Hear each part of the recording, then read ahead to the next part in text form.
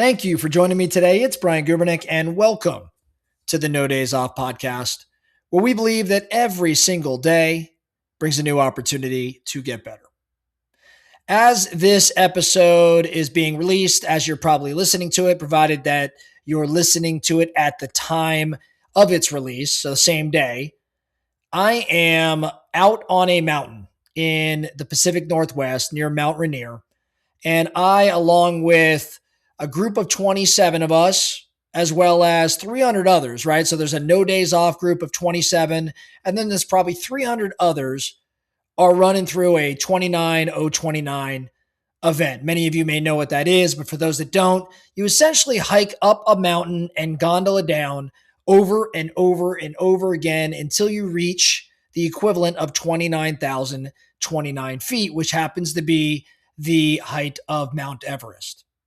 And so this event, you've got 36 hours to complete it. It is hard. It is grueling. And I've done a few of them. And as you know, I've done a handful of endurance events. And in helping my peers prep for the event, I shared a note with them that I want to share with all of our No Days Off Nation today. Because whether you've got a big endurance event of your own coming up or not, I really feel that this advice, this guidance can help you in all sorts of things that require endurance. Maybe it's building a business, maybe it's building a relationship, building wealth, whatever it may be, it translates to anything that takes long effort over time.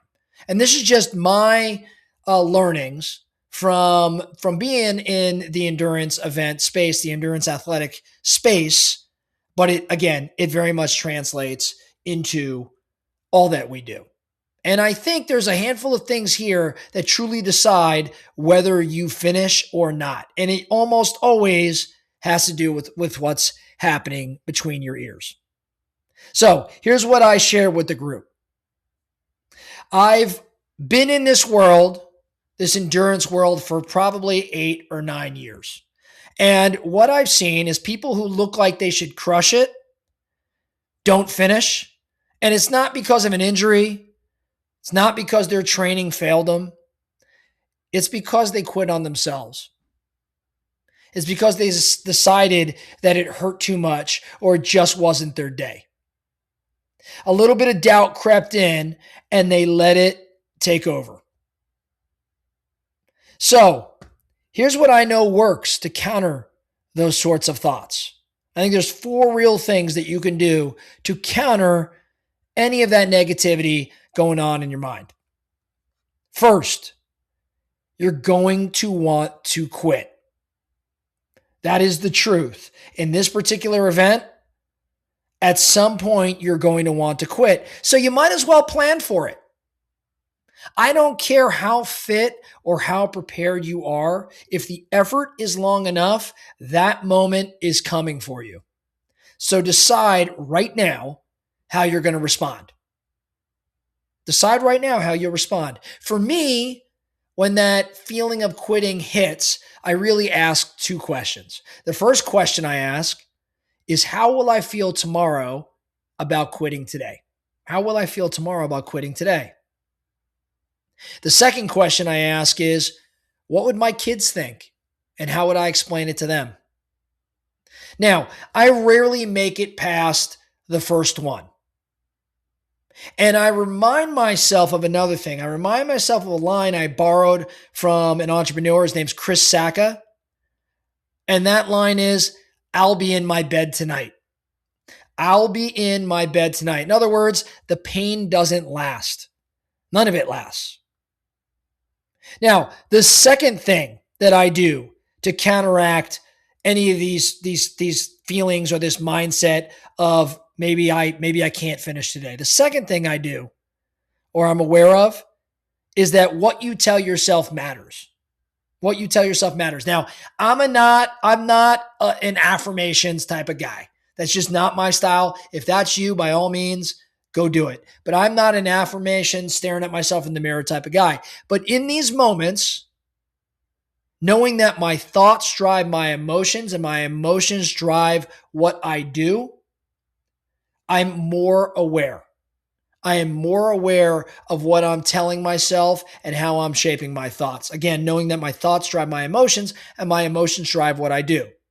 So if you tell yourself you didn't train enough, you're going to end up feeling unprepared. If you tell yourself, gosh, this really hurts, guess what? It's going to hurt more. So instead, flip it. Say things like, I worked for this. I'm ready. Here comes the pain.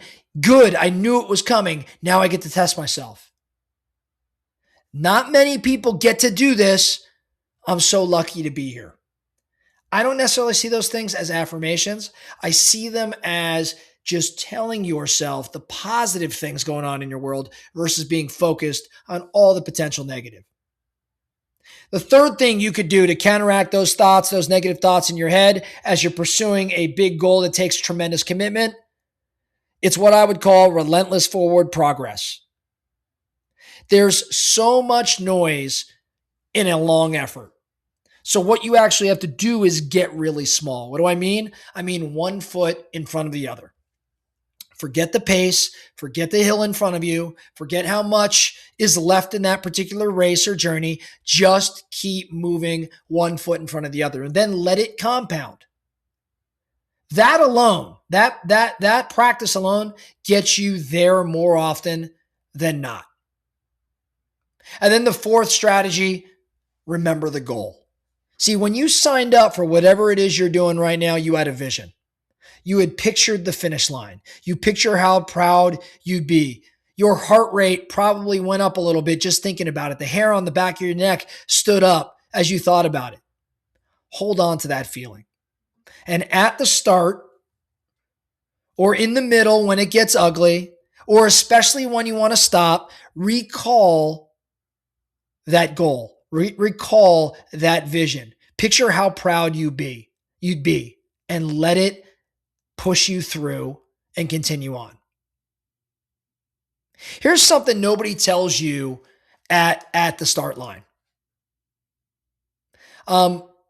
Someone will yell at some point at the start line that the event is just a celebration of your hard work.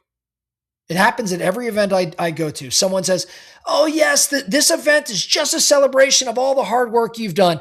You know what? I think that's BS. I don't think that's true.